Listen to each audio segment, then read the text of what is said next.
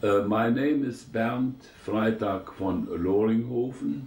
I'm now 91 years old, and my family stems originally from Westphalia here in Germany, but the part of my family went 500 years ago to the Baltic states and lived there until the end of the First World War. Then we were expropriated by the Estonian government, and so we lost all our property there in Estonia, and we returned after 500 years to Germany. And I grew up in Germany, in Eastern Germany, and left school with the Abitur, with the final examination in '32, and at this time I didn't think of any military career. Started law studies, and but then the Nazis took over in 1933, and I was not fond of the Nazis, and I didn't want to join the organizations of the party. And then in 1934 I decided to leave the university and to join the army. Why that? Because, as I told you, according to the Constitution of Weimar, the military people, soldiers and officers, were not allowed to join parties, and they were not allowed to go to elections and to be elected as deputies to the Reichstag, for instance. And at this time, the army was in general not at all influenced by the Nazis, and I joined a regiment, and the officers' corps was completely anti-Nazi. This was a cavalry regiment there, and became afterwards a tank regiment. They were mostly such a primitive people, and I didn't like the ideology of the party, this racism, and this was against my convictions. And I was, and I am a Christian, and therefore I had difficulties with the party, which was in general anti-Christian, and especially the SS with their racist ideology. That this all didn't, I didn't approve that. Especially in the SS, they had developed such a religion-like ideology, and especially founded on the racist ideas that of the Nordic race, and the ideal was the blonde, tall German, and but this was, and especially cultured by Himmler, the chief of the SS. There was a general tendency towards this. There were some pseudo scientists also who had influence in developing this ideology, and this was taken over, especially in general by the party, and in special form by the SS. Mm-hmm. And they especially they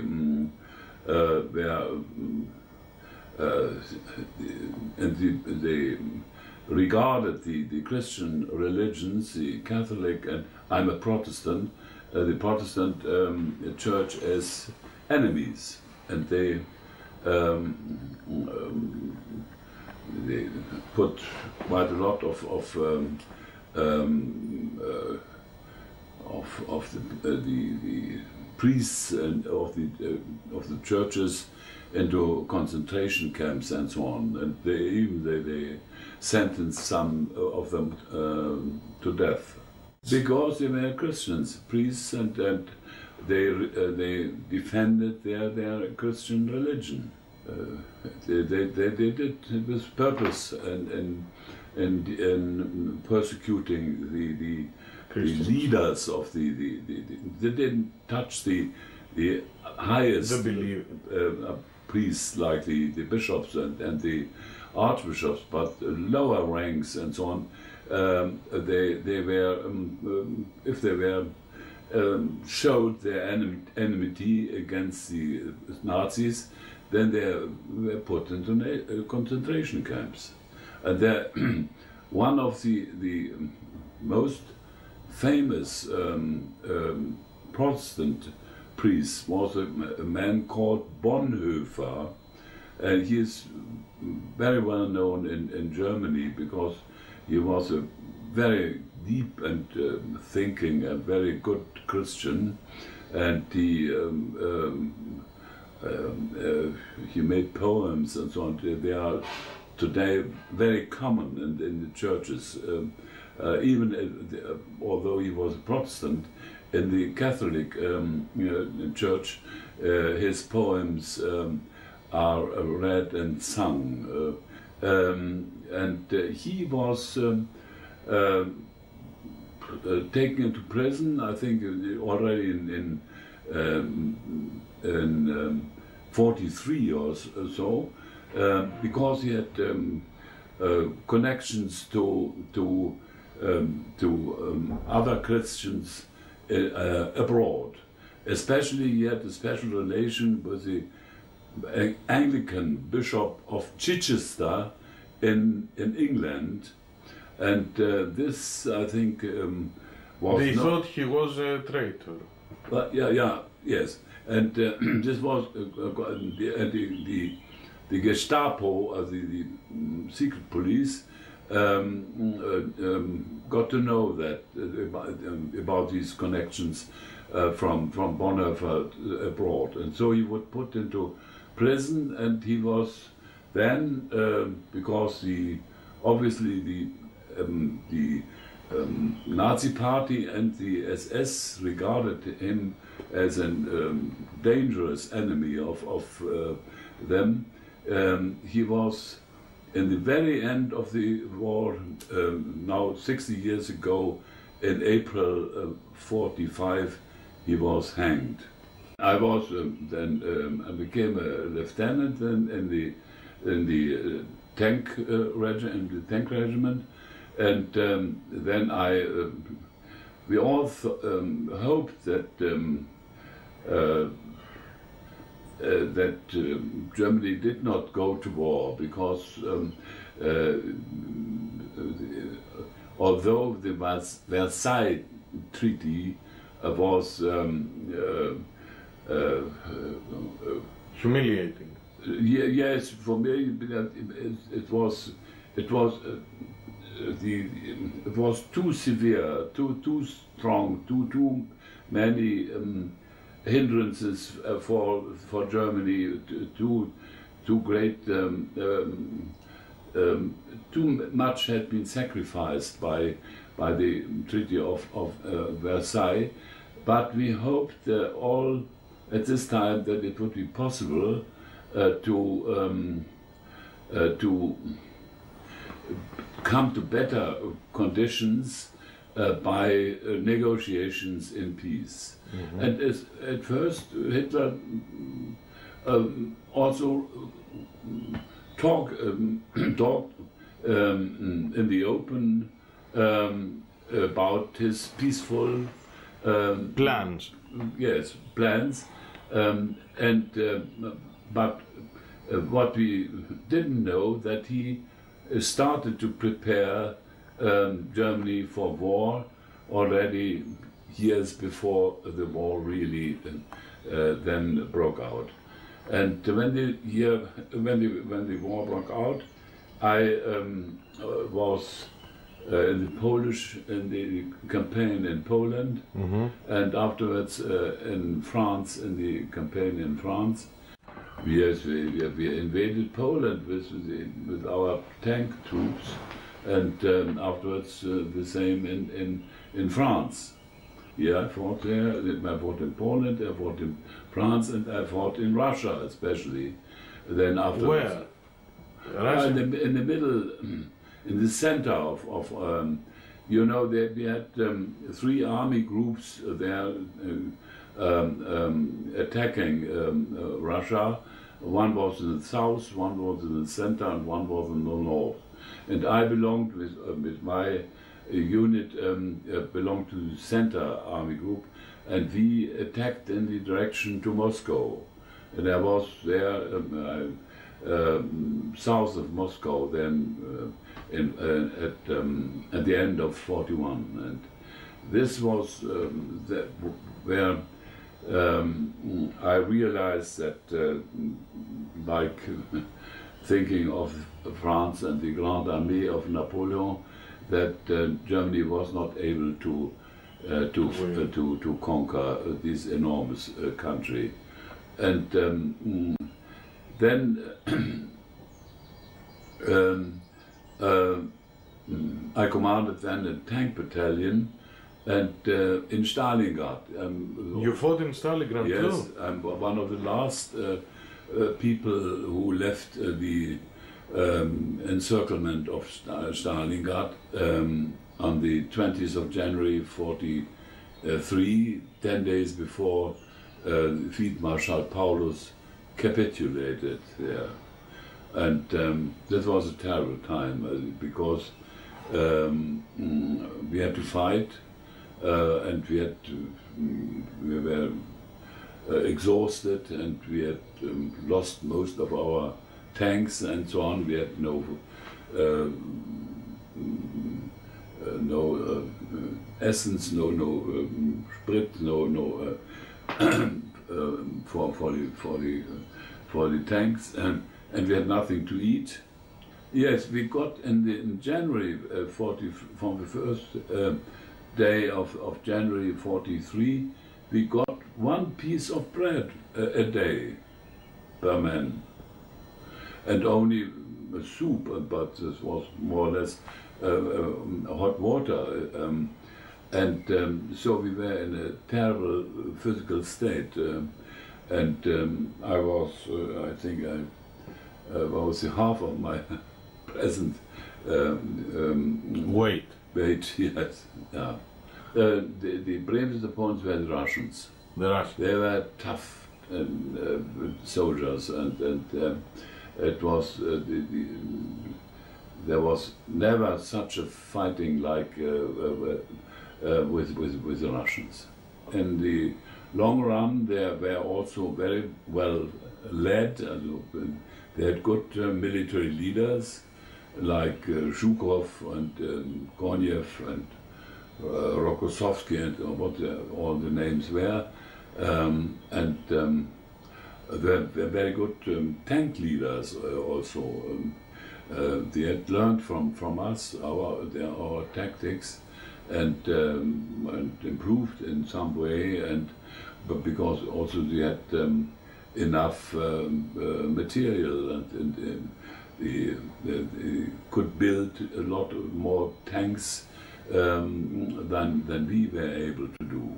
The longer the war went, the greater was the superiority of the Russians, and together with the Western allies, then it was obvious that the superiority was of the enemies of Germany were growing faster, very fast in the years.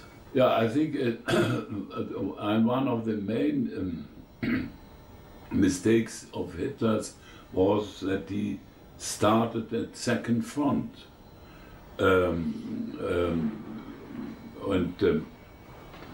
After we had conquered France, and that he then came to the idea to attack Russia, and this was contrary to his original thinking, because in his book Mein Kampf he has made the thesis that from the experience from World War I, that Germany should never fight on two fronts. Only it was because it's not strong enough to fight on two fronts, and so Hitler himself, he made this terrible mistake that he attacked Russia out of the blue, because there was no necessity in the moment to attack Russia, because Russia was very, after the treaties of 39, it was, we got a lot of raw material and essence and gasoline and food also from Russia. Until the last day, the trains changed the frontiers and got to Germany with all things badly needed by the economy of Germany. I was a lieutenant in my regiment, and we got to know it in the course of the summer, or the end of summer, in 39, and then we moved from our garrison, which was in Thuringia, a smaller town you will not know, Eisenach, not very far from Weimar. That's the point you certainly know. And then we had to move to Upper Silesia, to the east of Germany, on the border of Poland, and prepared then there for the attack. We didn't want to fight, because we always had hoped, and the soldiers too, that Hitler would arrange peacefully with Poland about the questions which were between Poland and Germany, and but it was the duty that the soldiers went into the war, and there was no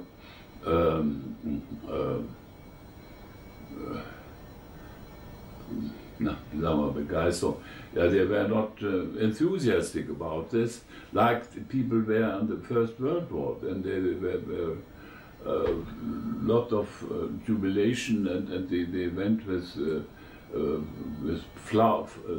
flowers and so on into the war, but there was nothing like that in the beginning of the First World War. It was they were brave soldiers, but their equipment was not modern, and they even attacked as with cavalry squadrons the tanks. They have attacked on horseback the tanks with sabers and and very brave, but idiotic against the machine guns and the guns of the tanks to attack on horseback. And then France. In France, yeah, also there it showed that the French leadership was, of military leadership, was not modern. They had built up these enormous fortification line, the Maginot line, we changed the strategy. The Germans changed the strategy, and and didn't attack these enormous formations, with a combined tank force of many divisions. The French didn't have any really active tank divisions, Panzerdivisionen, like we had, and we concentrated 6 of these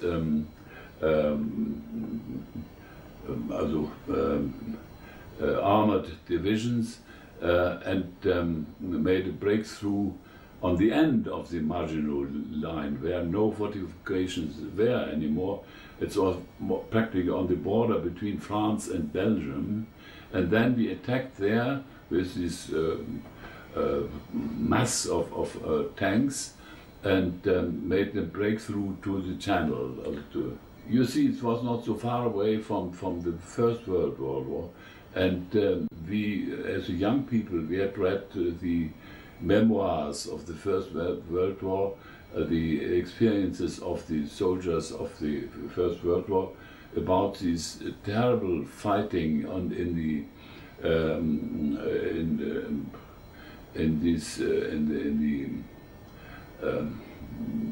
Schützengräben, in the fortifications there, and the terrible sacrifices of lives, especially at Verdun and so other places. We were afraid that that would be repeated, these fighting for years for small pieces of land, as it happened in the First World War. No, therefore we were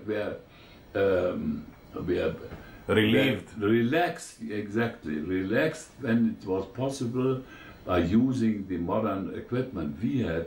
Our equipment was more modern than like the French troops, than to get through with small losses of men and material, and to have an easy victory in getting to the Channel.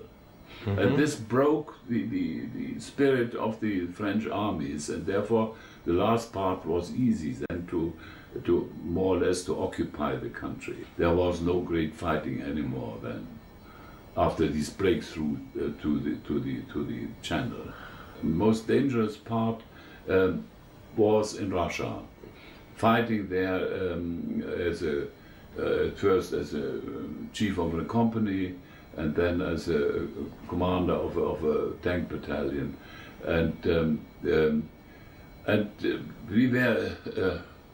we were no more superior with our tanks, because the Russian tank T-34 was much better than our equipment, and they had a better gun, and the armament was better, and the construction of the tank was better than ours, and so it was really a very strong and stiff fighting with the Russians. 2 times I was shot with my tank, but I had the great luck that I was not wounded, and once my tank exploded on a mine, and I was very lucky that I was not wounded at these fightings. And I think I've more than 50 tank attacks had in Russia, where I participated. He was in the beginning of Russia. I was in his staff. And he knew me very well, so when he was appointed, I must perhaps tell you that after Stalingrad, I was nominated for the training as a general staff officer of the army, general staff officer. That was a certain training, and you had to go to an academy to get trained and in the general staff work. So when Guderian became chief of general staff of the army, and after the 20th of July 44, after the plot of Stauffenberg's, then he and I was already at this time in the high command of the army, working in the operations department of the general staff of the army, in the camp in East Prussia, and 20 kilometers away from the headquarters of Hitler's, the Wolfschanze. Have you heard about it? Wolfschanze? Wolfschanze, yes. No. Have you heard about it? Yeah. Yeah, that was a camp in East Prussia, very much fortified and with bunkers and so on. And 20 kilometers away was the headquarters of the army. That was 44. 44. And this was not at all so fortified like the Wolfschanze. It was more or less a camp with barracks in a forest. From the 1st of April 44, I belonged as a general staff officer to one of the departments of the most important department, the operations department of the general staff of the army, and located in this camp Mauerwald in East Prussia. The first part